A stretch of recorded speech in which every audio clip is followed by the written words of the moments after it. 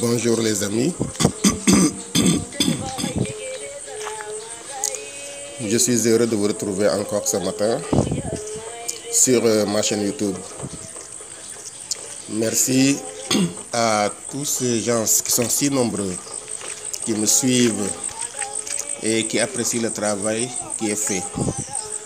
Je vous dis un grand merci et je vous demande de ne pas oublier de cliquer sur j'aime, de faire donc un petit like lorsque vous aurez fini de visionner la vidéo, mais également de laisser un petit commentaire ou tout simplement de poser des questions pour nous permettre de parfaire le travail et d'avancer ensemble. Mais surtout, cliquez sur abonner. Abonnez-vous donc à ma chaîne pour ne pas rater les vidéos, pour ne pas rater les derniers événements. Je vous rappelle aussi que mon dernier livre intitulé Les paroles qui guérissent, une thérapie au jour le jour est toujours en vente au format PDF au prix de 8525 francs CFA ou 13 €. Vous pourrez vous le procurer donc en m'envoyant comme d'habitude un message inbox sur Facebook ou tout simplement en m'envoyant un mail à leopoldndiaye@gmail.com. Alors n'hésitez pas à vous procurer ce merveilleux ouvrage parce qu'il va vous aider, il va vous guider, il sera comme votre compagnon de route, il sera votre livre de chevet. Alors vite, procurez-vous cet ouvrage et vous ne le regretterez pas. Nous allons parler ce matin de développement personnel.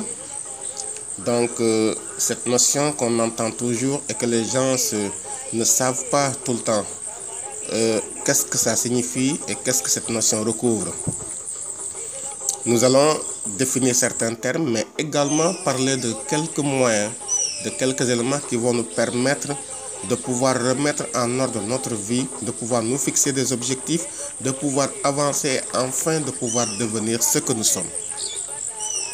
Le développement personnel renvoie à toutes les activités proposant de développer une connaissance de soi, de valoriser ses talents et potentiels, de travailler à une meilleure qualité de vie et à la réalisation de ses aspirations et de ses rêves. En réalité, l'homme est vu comme un être fondamentalement bon qui manifeste une tendance naturelle à se réaliser. Afin d'atteindre ce plein épanouissement, c'est-à-dire sa actualisation, il lui est nécessaire de se mettre en contact avec son moi profond, porteur de toutes les potentialités, le potentiel humain. Cela lui permettra de faire émerger à la conscience les potentialités et de pouvoir les réaliser. Le premier à avoir introduit le développement personnel dans la sphère professionnelle est Abraham Maslow.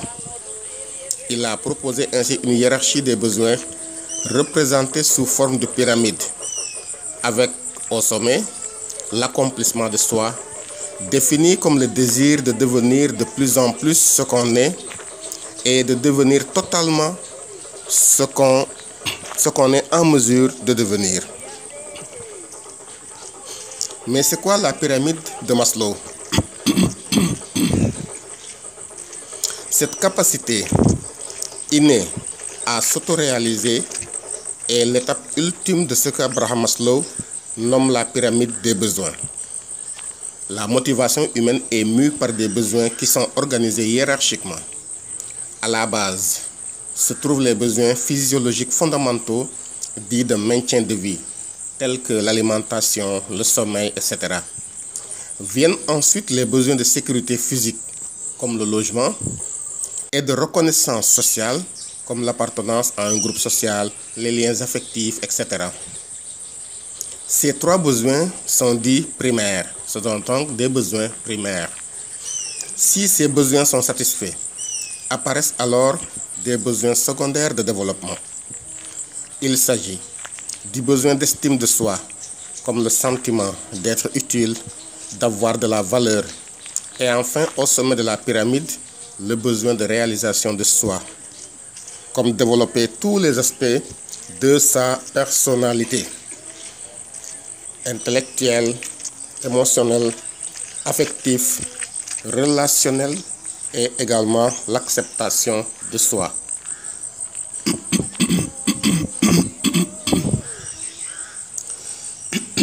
Anita Roddick disait qu'il n'y a pas de répétition.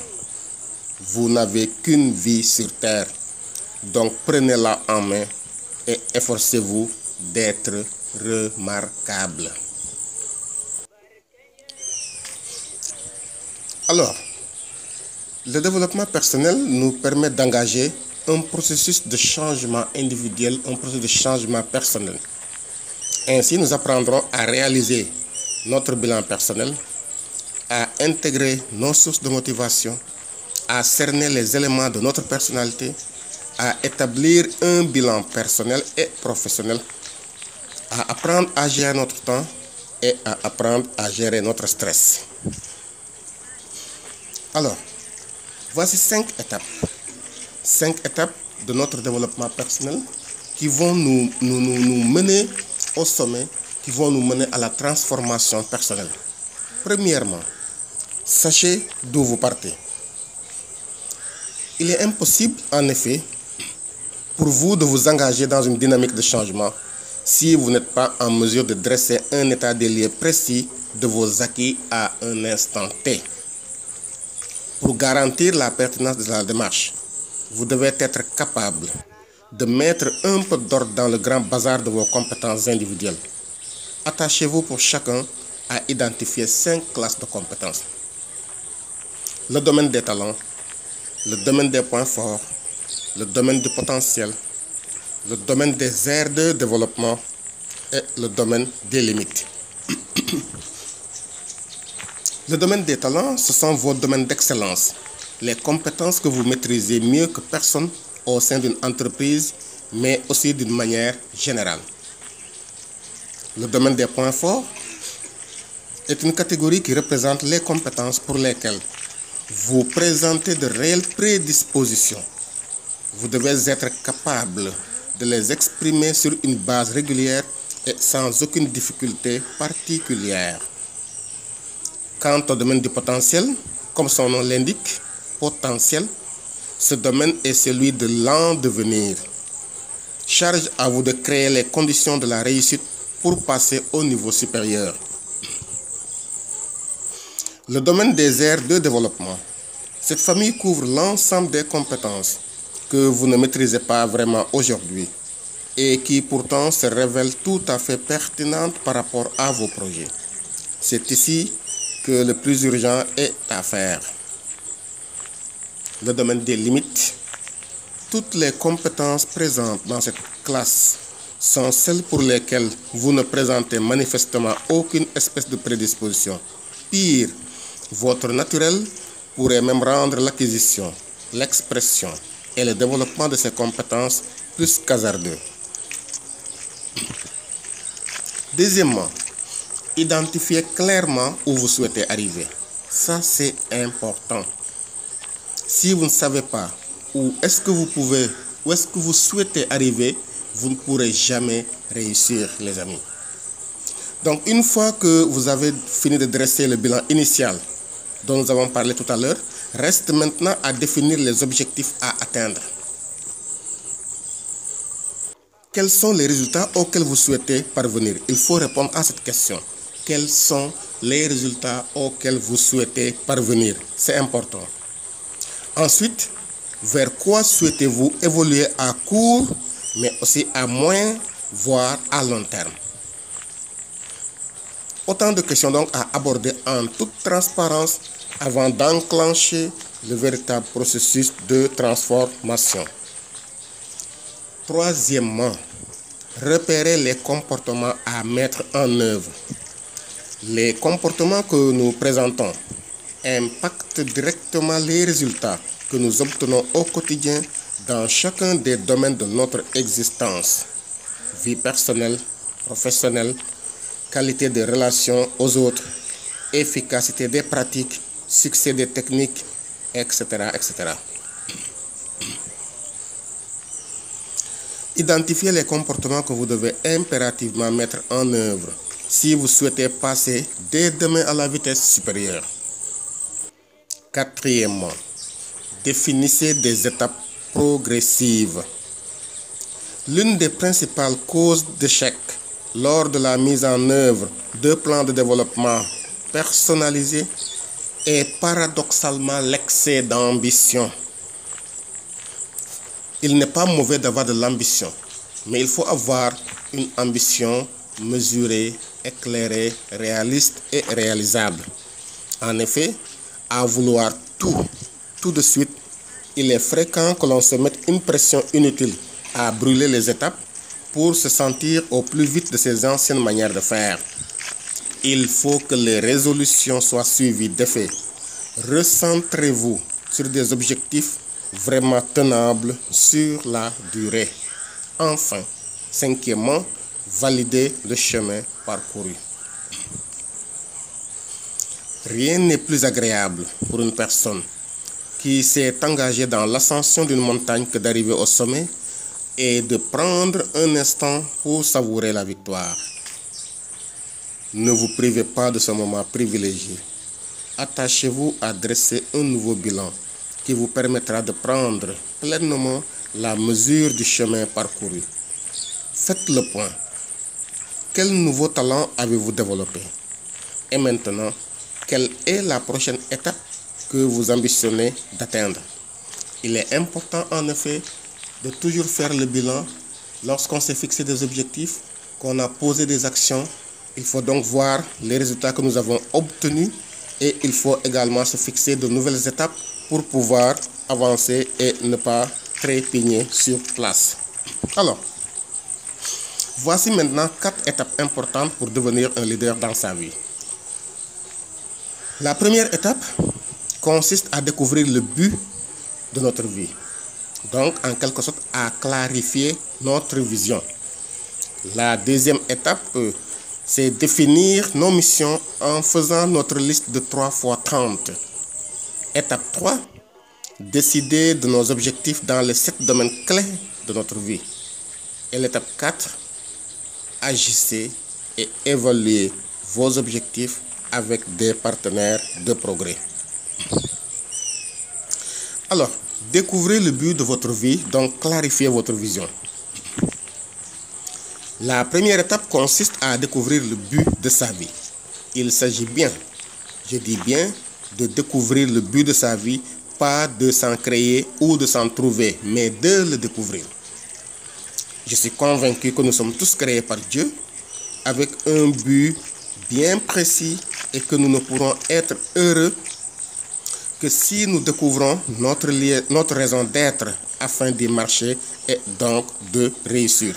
Il est important de découvrir le but de sa vie. Ce pourquoi je suis là, ce pourquoi je suis sur terre et que j'agis tous les jours, ce qui m'anime, ça c'est important. Si on ne découvre pas la raison pour laquelle nous sommes sur terre, on ne va pas vivre, mais on va tout simplement vivoter. Réussir, c'est d'abord et avant tout découvrir le but de sa vie. Il est capital d'avoir une vision claire de sa propre vie, car une force ne peut se mouvoir que dans un sens. Tous vos efforts seront vains et improductifs s'il n'y a pas de cohérence entre vos actions et votre vision. Découvrir le but de sa vie revient à avoir un leadership personnel. Nous parlons de leadership souvent et uniquement en termes interactifs. Comment être devant, comment conduire les autres, comment être le meilleur. Mais rien de tout cela ne peut s'accomplir durablement sans le leadership personnel. Ma conviction profonde est que tous, nous pouvons être des leaders. Et même mieux, tous, nous devons être des leaders. Je crois qu'en chaque homme, il y a l'image de Dieu qui nous a créés et l'image de Dieu en l'homme et sa capacité à être leader de sa vie. Mais cela restera seulement un potentiel tant que nous ne recherchons pas activement à découvrir le but de notre vie. Frankel disait que la vie interroge chaque homme et chaque homme ne peut répondre à la vie qu'en répondant de sa vie. À la vie, on ne peut répondre qu'en se montrant responsable. Cette citation est tellement pertinente. Pour répondre à la vie, On ne peut que répondre de sa vie, pas de la vie d'autrui, mais de sa vie. Un leader, c'est un homme ou une femme responsable. Soyez responsables, les amis. Prenez vos responsabilités, assumez votre vie et prenez-la en main.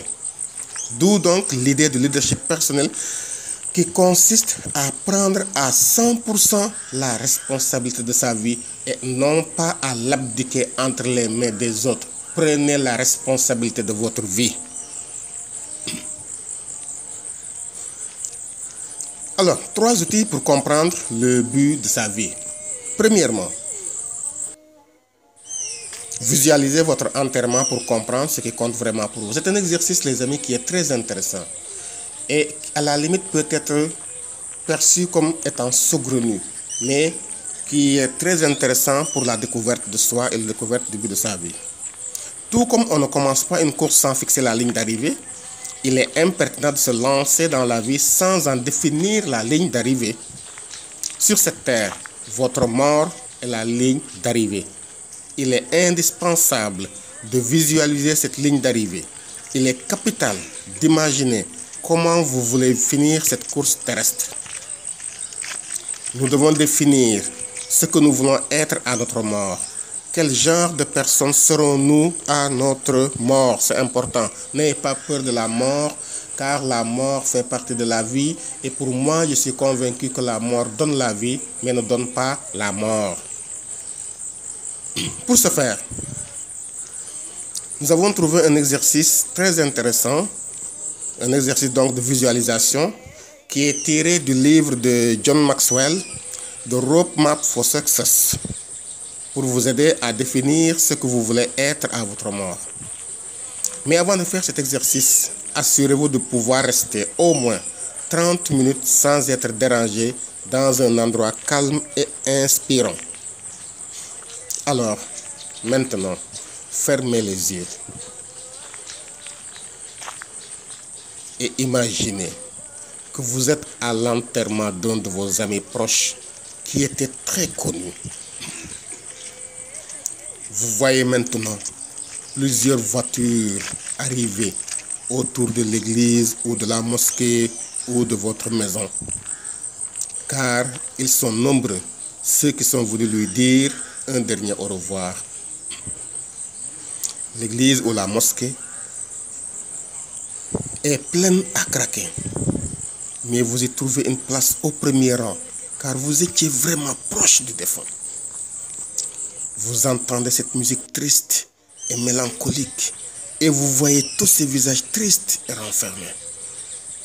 Puis, arrive maintenant l'instant où chacun, à tour de rôle, passe regarder une dernière fois le visage du défunt et lui dire adieu.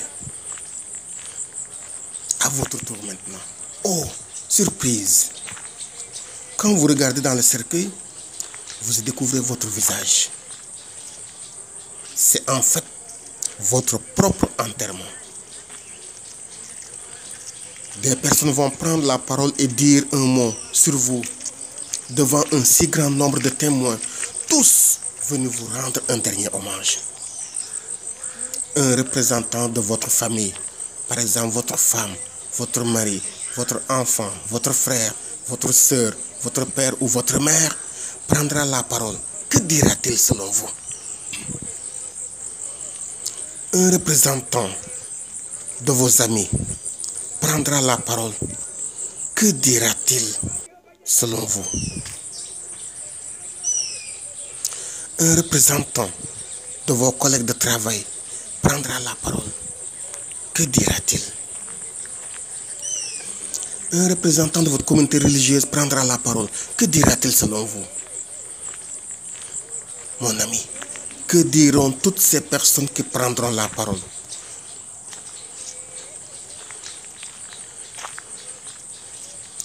Ouvrez maintenant les yeux et notez les réponses que vous trouverez aux 4 premières questions. Ce que vous allez écrire, mon ami, sera en fait vos motivations profondes dans la vie. Faites cet exercice, c'est important. Faites cet exercice, c'est important. Deuxièmement, découvrez votre rêve, ce qui vous passionne. Une fois maintenant ces motivations profondes, c'est-à-dire ce qui compte pour vous, découvertes, nous passons à la deuxième étape de découvrir le but de sa vie. Il s'agit de découvrir votre rêve, ce qui vous passionne. Pour ce faire, vous allez mener une réflexion sur votre passé, votre présent et votre avenir en suivant le canevas ci-dessous. Une fois de plus, prenez du temps à part et tenez-vous à l'écart de toute distraction. Réfléchissez le plus honnêtement possible à l'aide des conseils suivants. Il ne sert à rien de se leurrer ou de se tromper. Soyez le plus honnête possible avec vous-même. D'abord, votre passé. Aucun rêve ne vient du néant. Le rêve provient de votre vie. Henry Ford disait qu'avant toute autre chose, être prêt est le succès, est le secret du succès. Avant toute autre chose, être prêt est le secret du succès. Que vous le sachiez ou pas, votre vie vous prépare pour votre vision. Répondez à ces questions pour savoir comment vous avez été préparé. 1. Quels sont vos plus grands talents? 2. Quels sont vos plus grands traits de caractère? 3. En quoi êtes-vous bon selon les personnes sincères qui vous sont chères? Donc les personnes sincères qui vous sont chères, en quoi disent-ils que vous êtes bon là-dessus? Quatrièmement, quelle expérience unique avez-vous vécue et qui a marqué votre vie? 5. Quelle est votre plus grande passion? Quelque chose que vous aimez tellement faire que vous êtes prêt à le faire gratuitement, ou bien même que vous êtes prêt à mourir pour cette chose-là. 6. Qu'est-ce qui est si important pour vous que vous puissiez accepter de mourir pour cela? Maintenant, votre présent. Certaines personnes regardent leurs circonstances et se découragent parce qu'elles ne sont pas là où elles veulent qu'elles soient. Mais regardez maintenant votre présent fait partie du processus pour découvrir votre vision. Répondez aux questions suivantes pour le potentiel du temps présent. 1. Quelles sont vos ressources actuelles?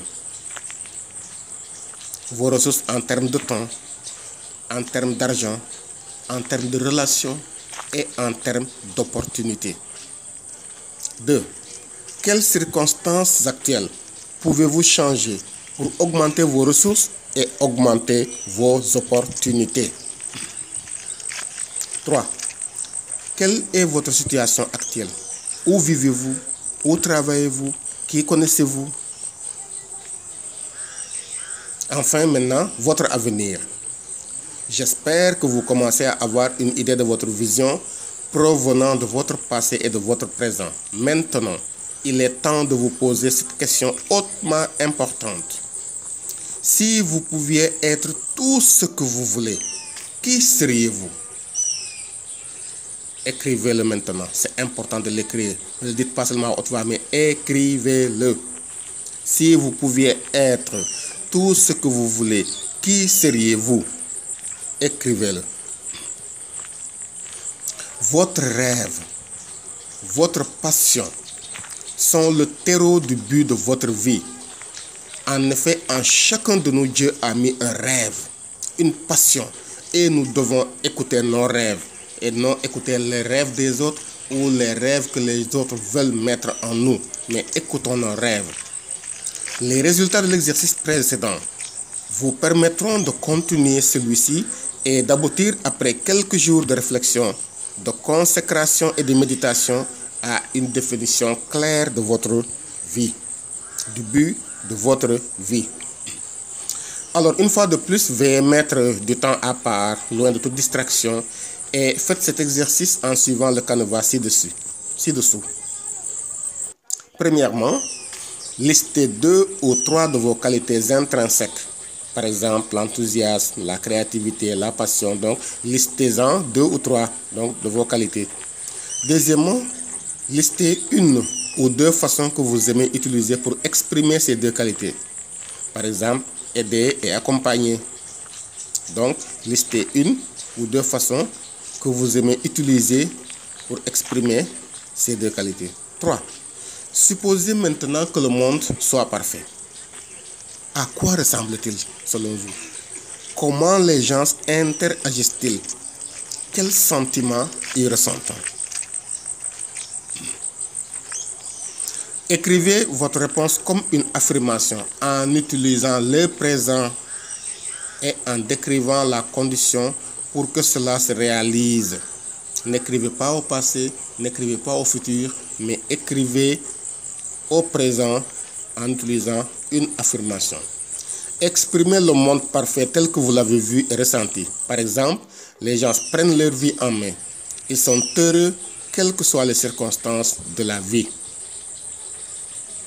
Quatrièmement, combinez les 3 points précédents dans une seule affirmation. Par exemple, mon but est d'utiliser ma créativité, mon enthousiasme et ma passion pour aider et accompagner les gens à prendre en main leur vie pour être heureux, quelles que soient les circonstances.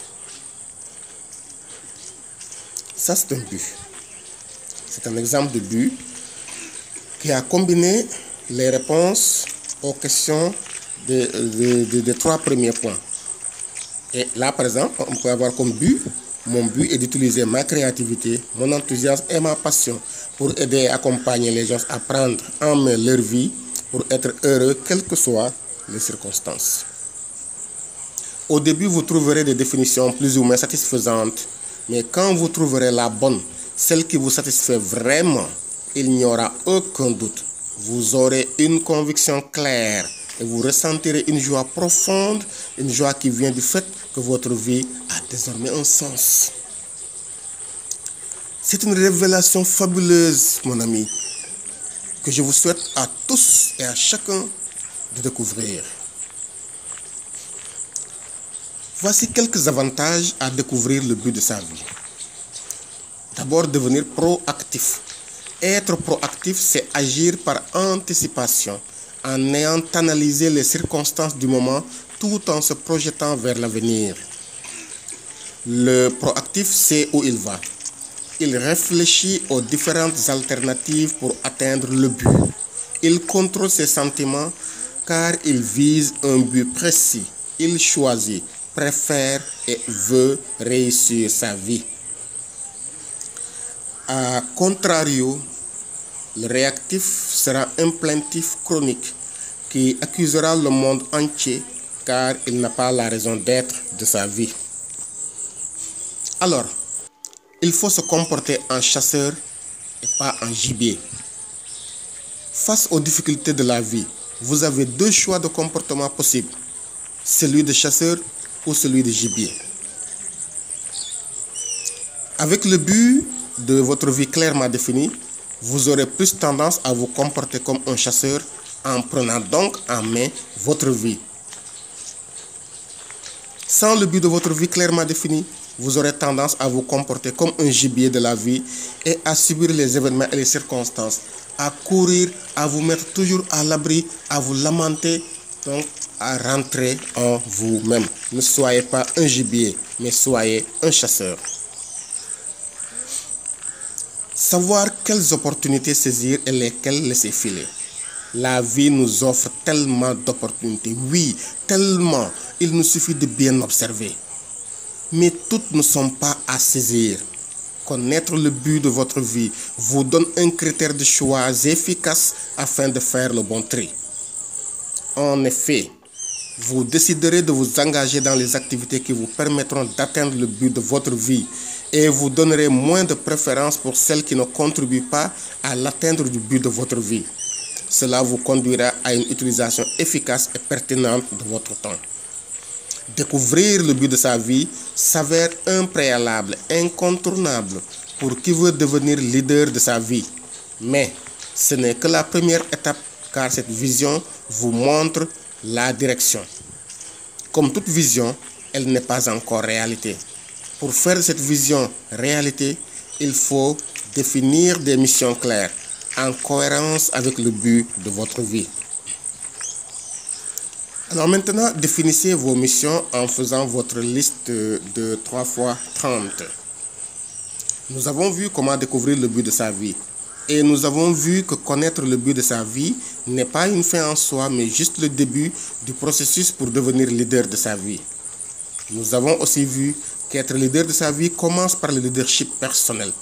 Le leadership personnel consiste d'abord à connaître ses valeurs et ses qualités intrinsèques, ensuite à découvrir le but de sa vie et enfin à choisir ses missions essentielles permettant d'atteindre le but de sa vie.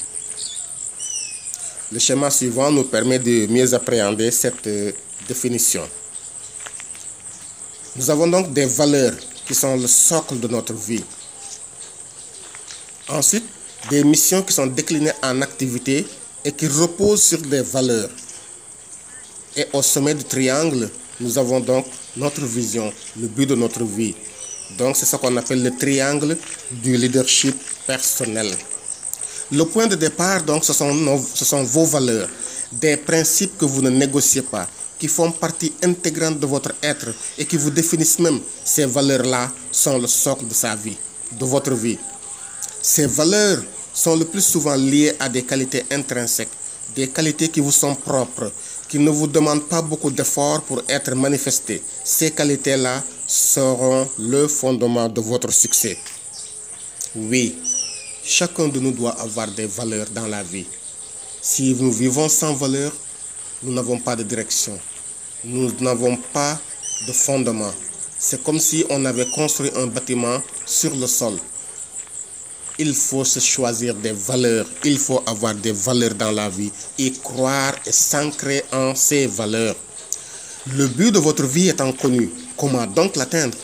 C'est là le cœur de cette étape de la définition des missions qui sont les contributions essentielles et nécessaires à la réalisation de la vision. Vous remarquerez qu'ici, il ne s'agit pas de découvrir ces missions, mais de les définir. En effet, à partir du but que vous avez découvert, vous avez la pleine responsabilité de définir les missions cohérentes et nécessaires et à l'accomplissement de la vision. C'est ici donc que vous choisissez ce que vous allez faire concrètement pour atteindre le but de votre vie. Une fois vos valeurs et vos qualités connues, le but de votre vie découvert, il faut maintenant planifier l'action. Il s'agit de recenser toutes les activités nécessaires à l'accomplissement du but de votre vie. Elles seront regroupées en missions, c'est-à-dire un groupe d'activités cohérentes entre elles et concourant à un même objectif intermédiaire. Les missions sont indispensables pour réaliser votre vision. Des missions clairement choisies vous permettront de vous focaliser sur l'essentiel et maximiser ainsi les bénéfices de chaque effort. En effet, face aux sollicitations multiples et diverses de la vie et des autres, il est indispensable d'avoir une ligne directrice qui est la liste de vos missions clés.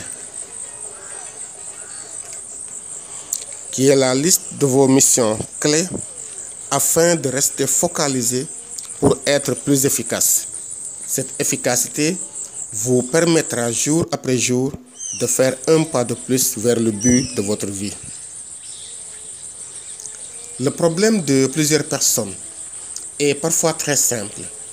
Elles ne savent pas ce qu'elles veulent réellement et de façon précise.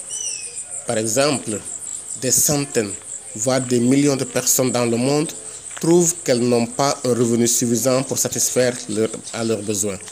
Mais, quand vous leur demandez simplement de combien avez-vous besoin pour satisfaire vos besoins, elles ne sont pas capables de vous répondre de façon précise.